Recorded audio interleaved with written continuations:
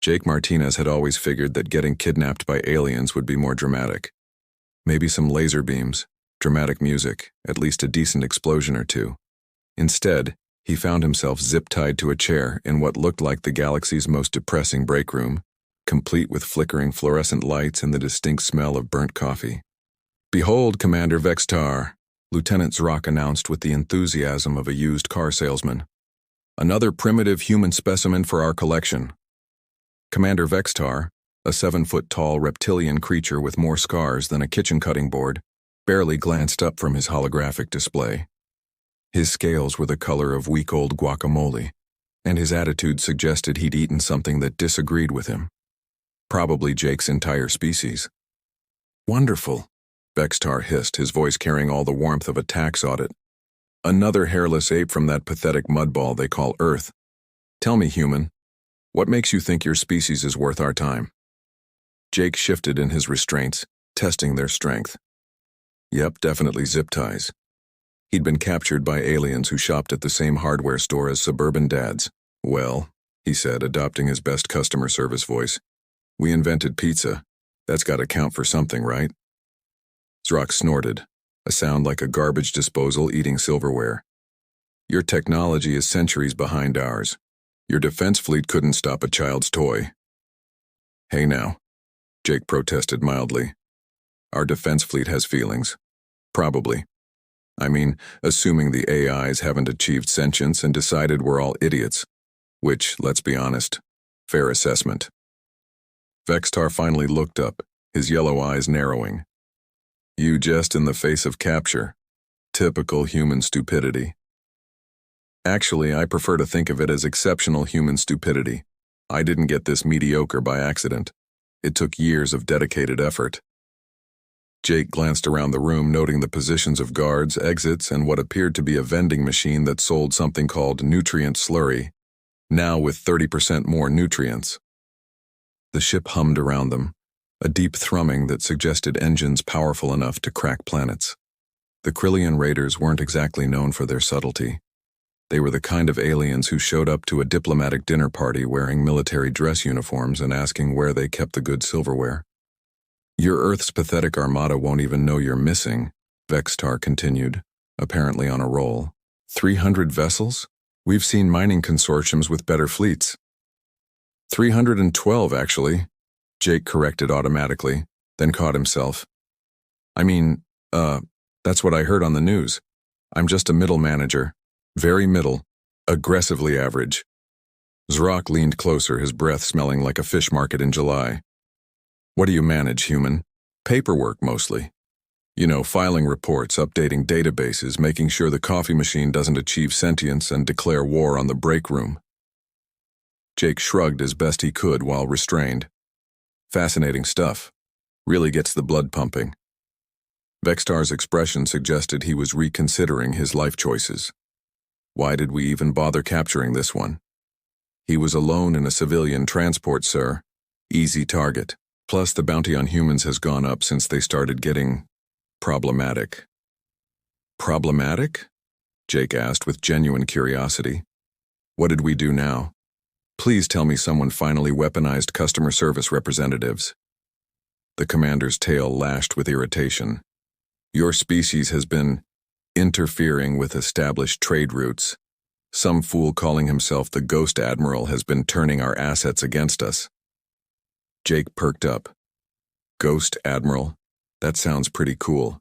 Like a maritime superhero with commitment issues." "Silence," Vextar roared, though the effect was somewhat diminished by the fact that his voice cracked slightly. "That human menace has cost the Krillian Empire more ships than the last 3 sector wars combined." "Wow," Jake said, impressed despite himself. "One guy did all that? He must be really something. Probably devastatingly handsome, too. And modest. I bet he's super modest." Zrock and Vextar exchanged glances. Their prisoner was either the dumbest human they'd ever encountered, or he was having the most relaxed kidnapping experience in galactic history. "Prepare the interrogation chamber," Vextar ordered finally. "If this fool knows anything useful about Earth's defenses, we'll extract it." "Ooh, interrogation," Jake said brightly. Do I get a lawyer, or at least a mint? Because I have to tell you, your ship's ventilation system could use some work. As they dragged him away, Jake caught sight of a control panel displaying what looked suspiciously like a fleet roster. He made a mental note of the ship configurations while maintaining his expression of mild bewilderment. This was going to be fun. The interrogation chamber looked like it had been designed by someone who'd watched too many spy movies and had a concerning obsession with dental equipment. Jake found himself strapped to a chair that was clearly going for menacing, but landed somewhere around unnecessarily complicated recliner. Now then, human, Vextar began, activating what appeared to be a holographic brain scanner. We will extract everything you know about Earth's defensive capabilities. Bold of you to assume I know anything, Jake replied cheerfully. I once spent 20 minutes looking for my keys while holding them. My brain isn't exactly classified material. Zrock operated some kind of neural probe device that hummed ominously. This will stimulate your pain centers while simultaneously accessing your memories. Resistance is futile. Resistance? Oh no, I'm more of a collaboration guy, very cooperative, disturbingly so, some would say. Jake examined the device with professional interest. Though I have to ask, did you guys get your torture equipment from the same place you got your zip ties? Because I'm starting to sense a theme. The probe activated with a sound like an angry bee trapped in a microwave. Jake felt a mild tingling sensation, roughly equivalent to static shock from a doorknob. Fascinating, he mused. It's like acupuncture, but with more existential dread. Are you getting anything useful? Or am I just naturally resistant to having my brain poked? Vextar frowned at his readouts. The device is functioning normally. Perhaps this human's neural pathways are too primitive to interface properly. That's definitely possible, Jake agreed. My last performance review mentioned something about cognitive limitations and concerning lack of situational awareness. Really stung, professionally speaking. Tell us about Earth's fleet compositions, Zrock demanded, cranking up the probe's intensity. Jake felt a slight headache coming on. Well, let's see. There's the big ships. Those are the large ones. Then you've got your medium ships, which are notably smaller than the big ships but bigger than the small ships. And the small ships are... This is kind of embarrassing, but they're actually pretty small. Details, Vextar roared. Right. Details. Well, the pointy end goes forward usually. Most of them have windows, which seems like a design flaw in space, but what do I know? I'm just middle management. Jake paused thoughtfully. Oh, and they're mostly gray, very gray, like aggressively gray. Someone in procurement clearly has opinions about color schemes. The ship's AI, a synthetic voice with the personality of a particularly judgmental calculator, chimed in. Commander, the prisoner's physiological responses suggest he is being truthful. See? Jake said brightly. Cortex gets it. That's your AI's name, right? Cortex? I'm good with names. It's a gift. Vextar's eye twitched. How do you know our AI's designation? Lucky guess. Plus, you guys aren't exactly subtle with your naming conventions. I bet your weapon systems are called something like Destroy Master 3000 or the Obliterator. Zrock whispered something to his commander, who looked increasingly agitated. What about defensive positions? Patrol routes? Fleet movements? Oh, those change all the time, Jake said dismissively. Very dynamic, lots of moving around. Ships go places, then they go other places. It's quite the logistical nightmare, honestly. I submit expense reports that would make you weep. The probe's intensity increased again, and Jake's headache upgraded to a mild migraine. Okay, ow. That one actually stung a bit. Are you sure this thing is calibrated properly? Because I feel like quality control might have missed something. Why won't you break? Vexitar demanded, genuine frustration creeping into his voice. Well, technically I'm lactose intolerant, so dairy products break me pretty effectively. Also, romantic comedies. Can't handle the secondhand embarrassment. Jake shifted in his restraints. But if you're asking why I'm not screaming classified information, it's because I genuinely don't know any. I handle supply chain logistics. My biggest security clearance gets me into the good bathroom on sub-level 3. Cortex spoke up again. Commander, I am detecting unusual electromagnetic signatures from the prisoner. His cranial implant appears to be more sophisticated than standard civilian technology. Jake's expression didn't change, but internally he sighed. Trust an AI to ruin a perfectly good cover story. Cranial implant. Srock leaned closer, his scanner beeping frantically. This is military-grade hardware. Oh, that old thing? Jake waved dismissively. Work insurance covers basic neural interfaces, helps with filing reports. You wouldn't believe how much paperwork is involved in managing a supply chain. Forms for everything, forms to request forms. It's forms all the way down. Vextar's tail was now lashing with enough force to dent the bulkhead. What kind of supplies do you manage exactly? You know, the usual. Pens, paper clips, coffee, ammunition, replacement parts for weapon systems, fuel for military vessels. Jake trailed off as if just realizing what he'd said. I mean office supplies. Very boring office supplies. Nothing interesting at all. The interrogation chamber fell silent except for the humming of various torture devices and Jake's cheerful whistling of what sounded suspiciously like a military march. Zrock, Vextar said slowly, run a full biometric scan on our guest. Already on it, sir. Zrock's claws danced over his control panel. Cortex, initiate deep scan protocol. Acknowledged, the AI replied. Beginning comprehensive analysis. Jake stopped whistling. You know what? Maybe we could skip the whole scanning thing. I'd hate to waste your time with my boring, completely unclassified biological data. But it was too late. The scanner was already warming up and Jake could hear the telltale whine of quantum-level analysis equipment. He closed his eyes and mentally prepared himself for the inevitably awkward conversation that was about to follow. This, he muttered to himself, is why I prefer the direct approach. The quantum scanner hummed to life with the efficiency of expensive medical equipment and the subtlety of a foghorn. Jake watched the various lights and displays activate around him, with the resigned expression of a man who knew his peaceful afternoon was about to become significantly more complicated. Full biometric analysis in progress, Cortex announced with the satisfaction of an AI finally getting to use its more interesting functions. Scanning genetic markers, neural patterns, augmentation signatures, and occupational indicators. Occupational indicators? Jake asked with mild interest. That sounds ominous. What's next, credit score evaluation? Zrock monitored his instruments with growing excitement. Commander, the neural interface is definitely military grade. This isn't civilian hardware, this is active duty officer equipment. Probably just surplus, Jake said quickly. You know how it is with government procurement. They buy 1 million of something, use 12, and sell the rest at discount electronics stores. I got a great deal. Vextar leaned forward, his yellow eyes gleaming. What rank, human? Rank? Oh, I don't have a rank. I'm civilian management. Like a contractor, but with less job security and more coffee breaks. Jake's voice maintained its casual tone, but his eyes were tracking the positions of every guard in the room. Though I did do some consulting work for the military. Nothing fancy, just efficiency reviews, workflow optimization, that sort of thing. The scanner continued its work, layers of data building up on the holographic displays around them. Jake watched the readouts with the expression of someone trying to solve a crossword puzzle while the building burned down around him. Genetic analysis complete, Cortex announced. Subject is human Terraborn, age 34 standard years.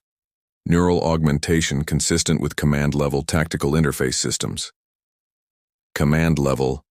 Vextar's voice rose an octave. Those interfaces are restricted to fleet commanders and above. Really? Jake blinked in apparent surprise. Huh, I just thought it made the spreadsheets load faster. Shows what I know about technology. Zrock was practically vibrating with excitement. Sir, if he has command-level clearance, he might know about Operation Starfall, the humans' new defensive strategy. I love a good operation name, Jake commented. Very dramatic. Though personally, I would have gone with something like Operation Surprise Party or Operation Definitely Not What You Think It Is. More psychological warfare potential. The scanner beeped urgently, and new data cascaded across the displays. Jake felt his stomach drop as he recognized the telltale signs of a full identity match protocol. Occupational analysis nearing completion. Cortex continued, cross-referencing neural patterns with galactic military databases. You know what? Jake said, his casual demeanor finally showing cracks. Maybe we could talk about this over coffee? I noticed you guys had a vending machine, and I'm really more of a morning person when it comes to personal revelations. But Vextar wasn't listening. He was staring at the scanner display as layer after layer of Jake's actual background compiled itself into a comprehensive profile. The commander's scales were shifting color, which Jake had learned usually meant either extreme anger or imminent digestive distress. Biometric scan complete, the AI announced with obvious satisfaction. Identity confirmed. Preparing comprehensive report. The holographic display flickered, organized itself, and then projected Jake's information in crisp, undeniable detail. The room fell silent except for the humming of the ship's engines and what sounded suspiciously like Zrock's jaw hitting the floor. Species human Terran, Cortex read aloud with the tone of a news anchor delivering election results. Age, 34 standard years. Occupation, Fleet Admiral, Terran Defense Force, Security Clearance, Omega Class. Current assignment, Strategic Operations Commander. Jake sighed deeply. Well, that's embarrassing. Current status, the AI continued with apparent relish. Owner and Supreme Commander of the Terran Defense Armada. Operational call sign, Ghost Admiral. The silence that followed was so complete that Jake could hear individual heartbeats from the various species present. Somewhere in the ship's ventilation system, a fan squeaked rhythmically, as if keeping time for the universe's most awkward revelation. You're him, Zrock whispered, his voice barely audible. You're the Ghost Admiral. Guilty as charged, Jake admitted, his casual demeanor returning now that the secret was out. Though I prefer Jake. Ghost Admiral is more of a work thing. Like how Clark Kent probably doesn't introduce himself as Superman at dinner parties. Vexitar's mouth opened and closed several times without producing sound, like a fish experiencing an existential crisis. His tail had stopped lashing and was now twitching in what appeared to be nervous system overload. The most wanted human in the galaxy, one of the guards breathed. The one who destroyed the Calaxian Armada. Destroyed is such a strong word, Jake protested.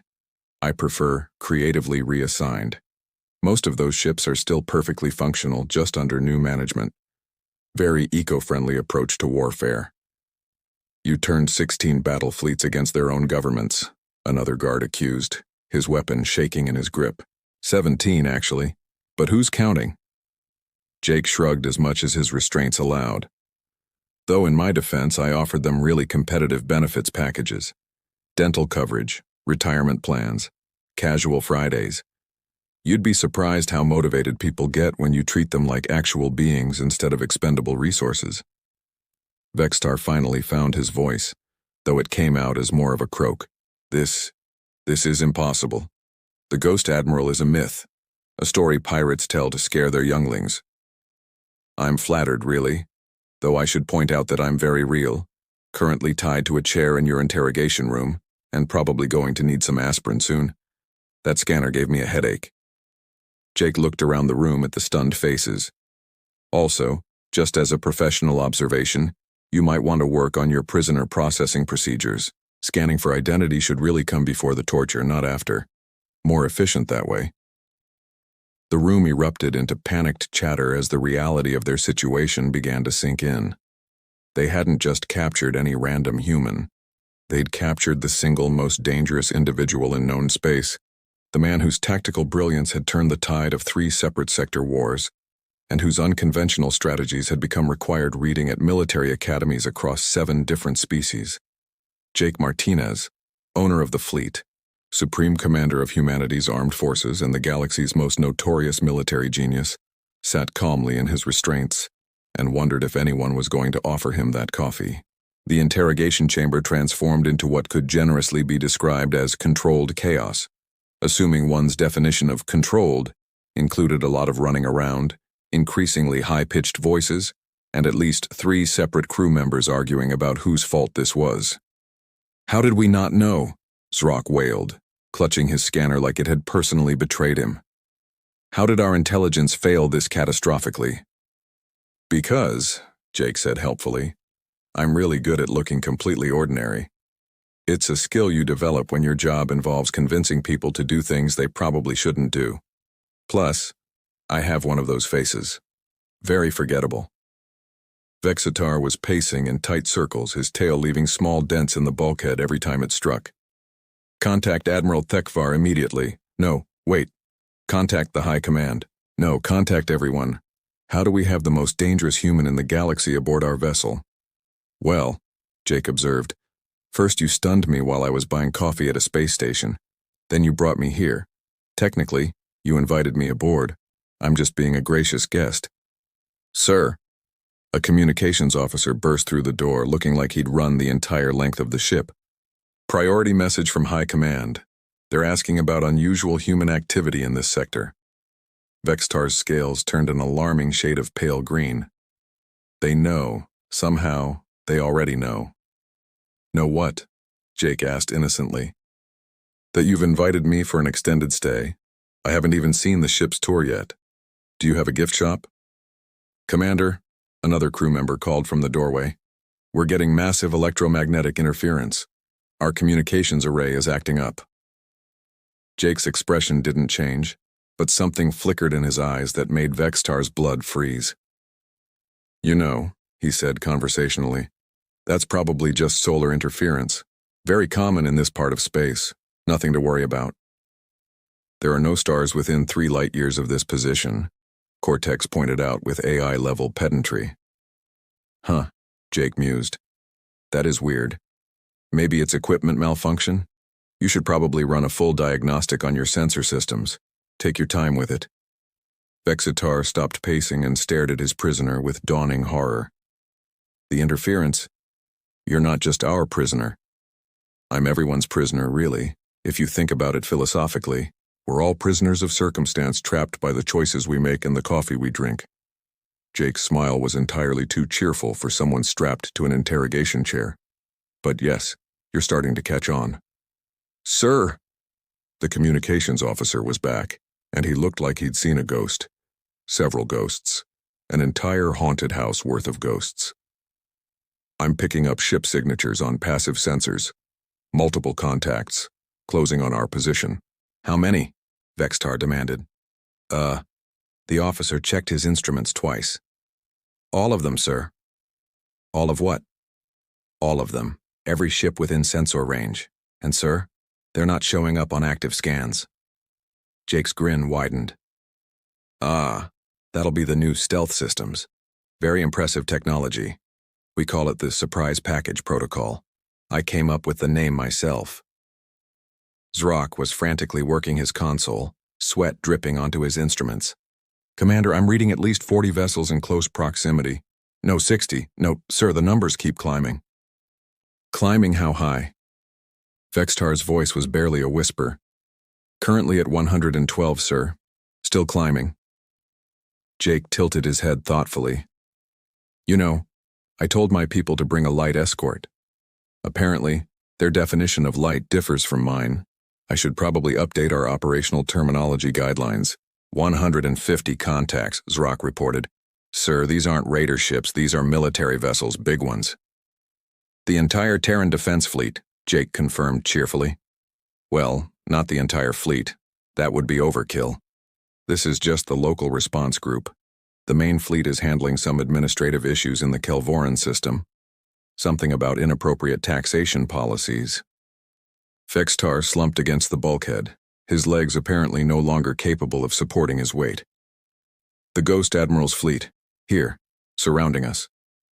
Surrounding is such an aggressive word, Jake protested. I prefer visiting. We're all just visiting. Very friendly visit. Lots of weapons, but friendly weapons. The kind that say hello with high-energy particle beams. 200 contacts and rising. Zrock's voice cracked on the last word. Sir, the communications officer called, we're receiving a transmission from the lead Terran vessel. They're asking if we'd like to chat. Jake perked up. Oh, that's nice. They're being polite. I trained them well. What's the exact message? The officer swallowed hard. Quote, This is Admiral Chen of the TDF Vancouver. You have something that belongs to us. Would you prefer to discuss this over tea, or shall we solve the problem more directly? End quote. Admiral Chen, Jake beamed. Lovely woman, makes excellent tea too. I'd recommend accepting her invitation. Her direct approach tends to involve more explosions than most people find comfortable. Vextar was making small whimpering sounds that might have been attempts at words. His command staff looked like they were seriously reconsidering their career choices. Commander, Cortex chimed in with perfect timing, I feel obligated to point out that our current situation appears to be what humans call well and truly screwed. Thank you, Cortex, Jake said warmly. I knew you'd grasp the tactical situation. Very quick processing, even for an AI. How? Vextar finally managed to form actual words. How are they here? How did they find us? Jake's restraints clicked open with a soft electronic chirp. He rubbed his wrists and stood up, stretching muscles that had been cramped in the interrogation chair. Well, that's the thing about being the owner of the fleet. I don't actually go anywhere without telling people where I am. Basic safety protocol. Your neural implant, Zrock breathed. It's been transmitting this entire time. Bingo, Jake pointed at him approvingly. 10 points to Lieutenant Zrock. Yes, my implant has been broadcasting my location, vital signs, and general status to my command structure since the moment you stunned me, along with everything I've seen and heard. The color had completely drained from Vextar's scales, leaving him a sickly, translucent color. They've been watching, the entire time. Recording too, Jake confirmed.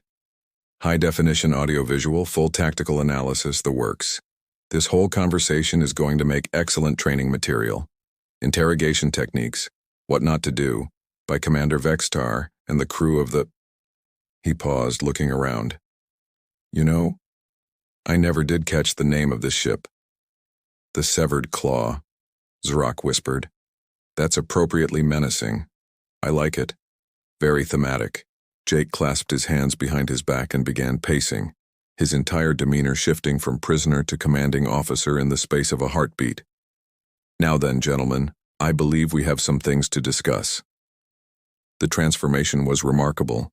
One moment Jake had been a mildly annoying prisoner making dad jokes and asking about coffee. The next, he was every inch the fleet admiral, radiating the kind of quiet authority that made career soldiers stand straighter and seasoned pirates reconsider their life choices. First things first, Jake said, his voice carrying the easy confidence of someone who routinely made decisions that affected star systems. Cortex, please open a channel to Admiral Chen. That is... Vexitar started to object, then stopped. What was the point? His ship was surrounded by the most powerful fleet in known space, and their prisoner had just revealed himself to be the most dangerous human alive. Channel open, Cortex replied, apparently deciding that cooperation was the better part of not being recycled for spare parts. Admiral Chen, this is Jake. I'm aboard the Krillian vessel Severed Claw. Status green, all objectives achieved.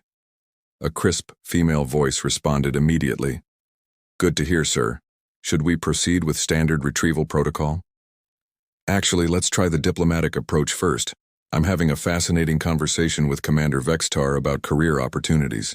Jake turned to face the alien commander, who was still slumped against the bulkhead. We are going to have that conversation, aren't we, Commander? Vextar managed a nod that looked like a full-body shiver. Excellent. Admiral Chen, please maintain current positions but keep the weapons offline. This is a recruitment meeting, not a battle. Understood, sir. Chen out. Jake turned back to his former captors with a smile that was somehow more unsettling than his previous casual demeanor. Now then, let me explain what's been happening here. You see, you didn't randomly capture me at that space station. I was waiting for you. Zrock's scanner clattered to the floor.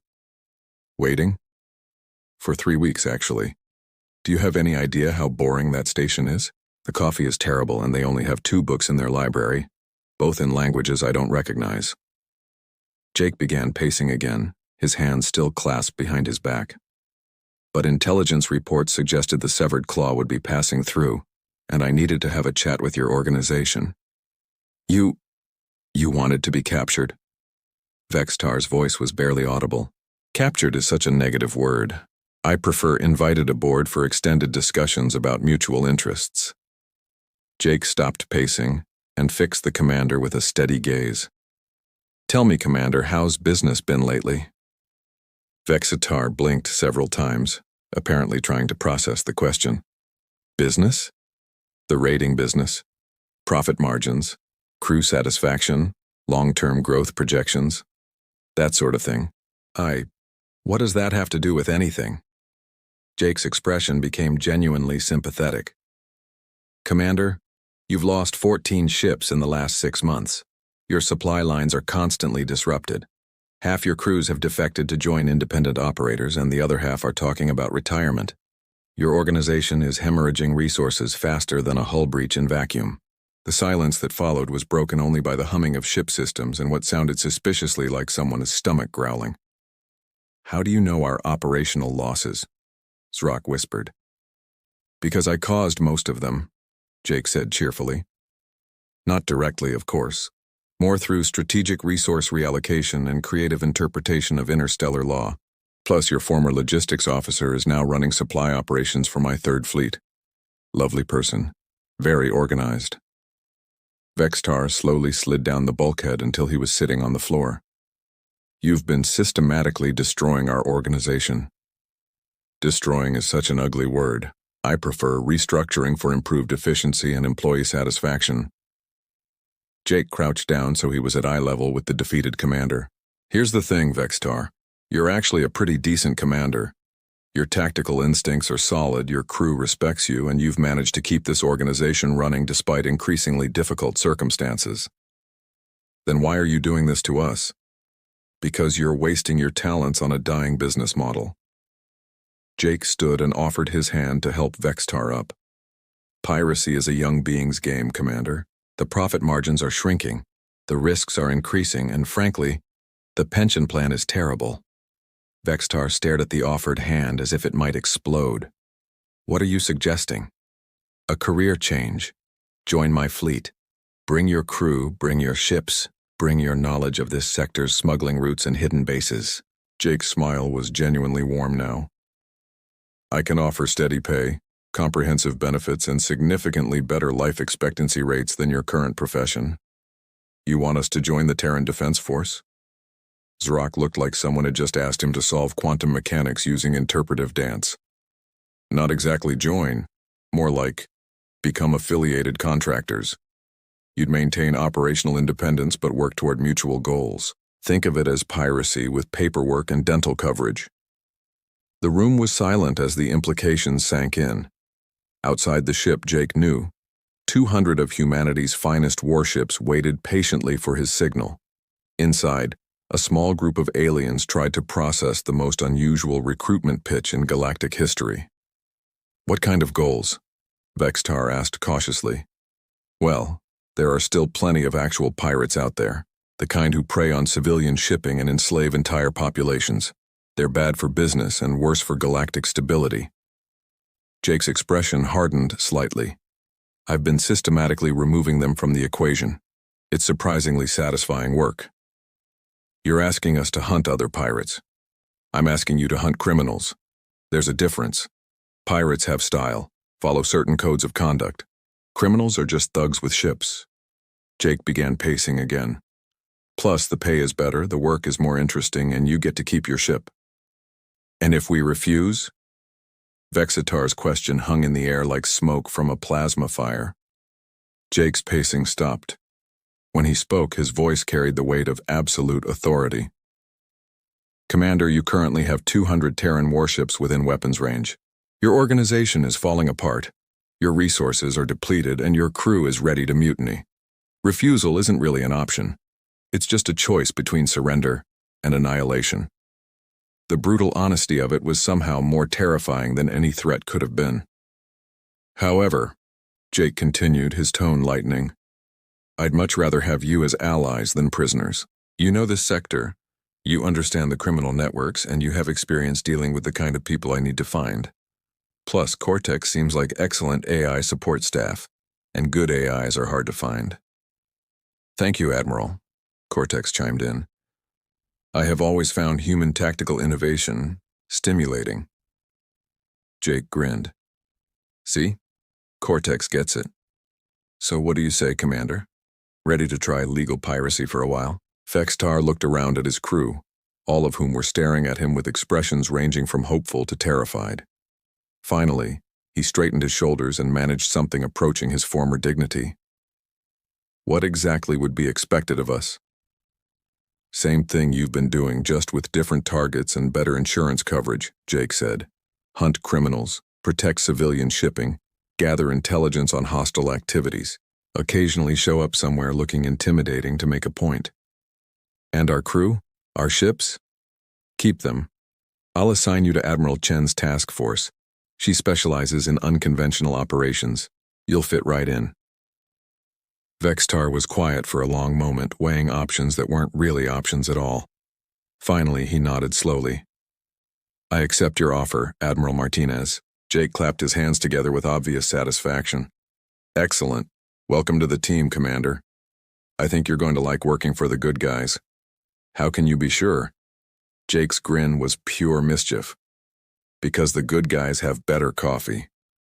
3 hours later, Jake found himself in the Severed Claws Command Center, watching with amusement as his new allies tried to process their career change. Vextar stood at his command station, looking like a reptilian deer caught in headlights, while his crew moved around with the careful efficiency of people trying very hard not to do anything that might be interpreted as threatening. Admiral Chen to Severed Claw, came the crisp voice over the communication system. How are our new friends settling in? Jake accepted the communication headset from a nervous-looking Krillian technician. Admirably, Admiral Chen. Commander Vextar and his crew are adapting to their new circumstances with remarkable flexibility. And by that you mean they're terrified but trying not to show it? I prefer to think of it as healthy respect for proper chain of command, Jake replied, catching Vextar's eye and offering an encouraging nod. Though yes, there's definitely some residual terror. It adds character. Vextar stepped forward, his posture gradually straightening as he found his professional footing again. Admiral Chen, this is Commander Vextar of the former raider vessel Severed Claw. I want to formally accept Admiral Martinez's offer of alliance.